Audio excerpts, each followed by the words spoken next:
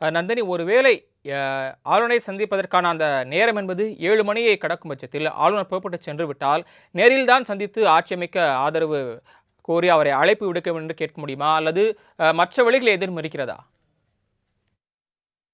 ஆளுநரை பொறுத்தவரையில் ஏற்கனவே தமிழக வெற்றிக் கழகம் சார்பில் ஆளுநரை சந்திக்க நேரம் என்பது கேட்கப்பட்டிருக்கிறது. அப்படி பார்க்கும் பட்சத்தில் 7 மணிக்குள்ளாகவே தமிழக வெற்றிக் கழகத்தின் சார்பில் ஆளுநரை சந்திக்க இருப்பதற்கான ஏற்பாடுகள் என்பது மேற்கொள்ளப்பட்டு வருகிறது. ஆளுநர் மாளிகையில் பார்த்தோம் என்றாலும் பாதுகாப்பு ஏற்பாடுகள் என்பது பலப்படுத்தப்பட்டு வருகிறது. 50க்கும் மேற்பட்ட காவல்துறையினர் இங்கு குவிக்கப்பட்டிருக்கிறார்கள். எனவே ஆளுநரை 7 மணிக்குள்ளாகவே தமிழக வெற்றிக் கழகத்தினுடைய தலைவர் விஜய் மற்றும் நிர்வாகிகள் சந்தித்து ஆட்சி அமைக்க உரிமை கோர இருக்கிறார்கள். அதற்கான ஏற்பாடுகள் தற்போது தீவிரமாக மேற்கொள்ளப்பட்டு வருகிறது. ஆளுநர் நேரில் இல்லாத பட்சத்தில் அடுத்த கட்ட நடவடிக்கைகளை என்ன மேற்கொள்ளலாம் என்பது தொடர்பாக ஆலோசித்து அவர்கள் முடிவு செய்வார்கள். ஆனால் தற்போது நிலவரத்தை பொறுத்தவரையில் நேரில் சந்தித்து ஆட்சி அமைக்க உரிமை கோர இருப்பது தற்போது உறுதியாகவே நம்மால் பார்க்க முடிகிறது.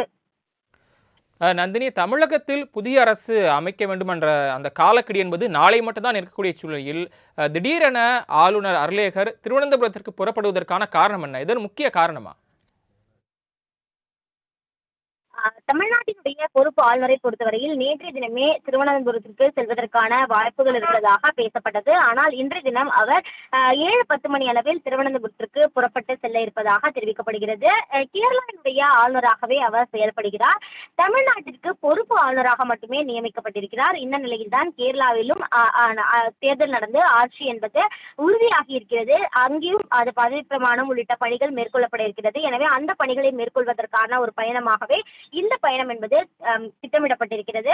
இந்த நிலையில் பார்த்தோம் என்றால் தமிழகத்தில் நாளைக்குள்ளாக பெரும்பான்மை என்பது நிரூபிக்க வேண்டும். அவ்வாறு நிரூபிக்கும் பட்சத்தில் ஆட்சி அமைக்க அழைப்பு விடுக்கப்படும்.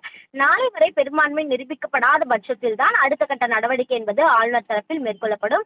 இருந்த போதிலும் தற்போது நிலவரத்தை பொறுத்தவரையில் கேரளாவில் இருக்கக்கூடிய பணிகளை மேற்கொள்வதற்காகவே ஆளுநர் தற்போது திருவனந்தபுரத்திற்கு புறப்பட்டு செல்ல இருப்பதாக தகவல் என்பது வெளியாகி இருக்கிறது. இருந்த போதிலும் கூட தமிழகத்தை பொறுத்தவரையில் பார்த்தோம் என்றால் இன்னும் சற்று நேரத்தில் தமிழக வெற்றிக் கழக தலைவர் விஜய் படினம்பாக்கத்தில் இருக்கக்கூடிய இல்லத்தில் ஆலோசனை மேற்கொண்டு வரும் நிலையில் கட்சி நிர்வாகிகளுடன் ஆளுநர் மாளிகைக்கு வருகை தந்து ஆளுநரை சந்தித்து ஆட்சி அமைக்க உரிமை கோர இருப்பது ஏறத்தாழ உறுதியாக இருக்கிறது. அதற்கான ஏற்பாடுகளும் தற்போது ஆளுநர் மாளிகையில் மேற்கொள்ளப்பட்டு வருகிறது.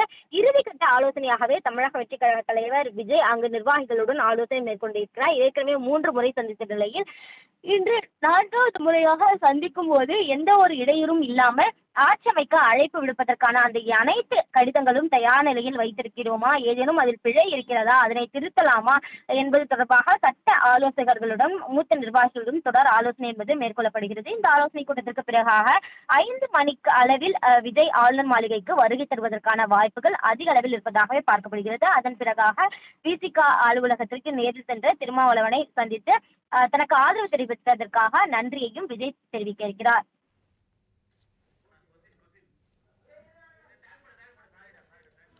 தாங்கள் வழங்கிய தகவல்களுக்கு நன்றி நந்தினி.